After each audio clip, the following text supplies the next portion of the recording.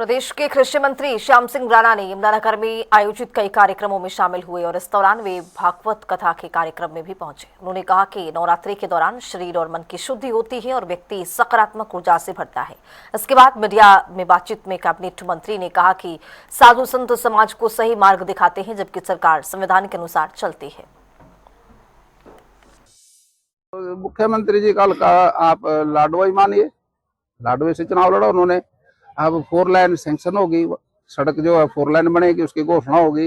और वहाँ नगर पालिका के अंदर जितना भी विकास हो रहा है आप जाके देखिए, बहुत अच्छी तरह से सड़कें साफ सुथरी है, नगर पालिका का काम ठीक है, गांव के लोगों का विकास भी होने लग रहा।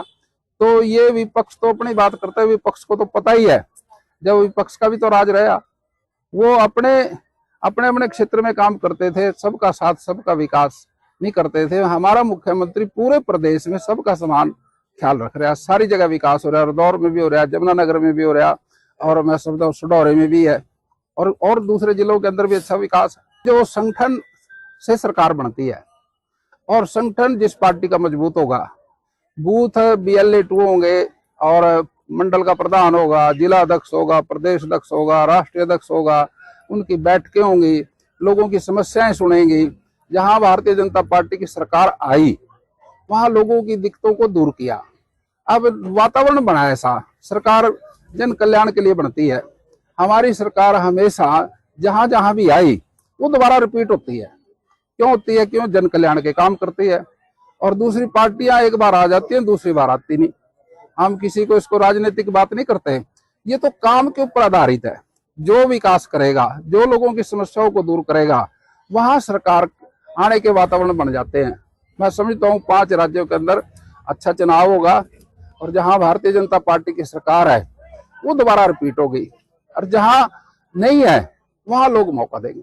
भारतवर्ष के जितने भी संत हुए और उन्होंने समाज के ऊपर बड़ी कृपा करी, क्योंकि काम से राम। हम जब काम की बात आती है तो काम तो हमें बाहर जाके करना पड़ता है, और जब हमें राम से संपर्क करना है फिर अंतर्ध्यान होके अंदर की यात्रा हमें करनी पड़ेगी।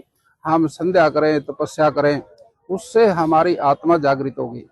और हमारे संतों ने हमेशा इस संसार के लिए, संसार के लोग सुखी रहे, खुश रहे और दुखी ना हो, तो ऐसे प्रयास उन्होंने किए।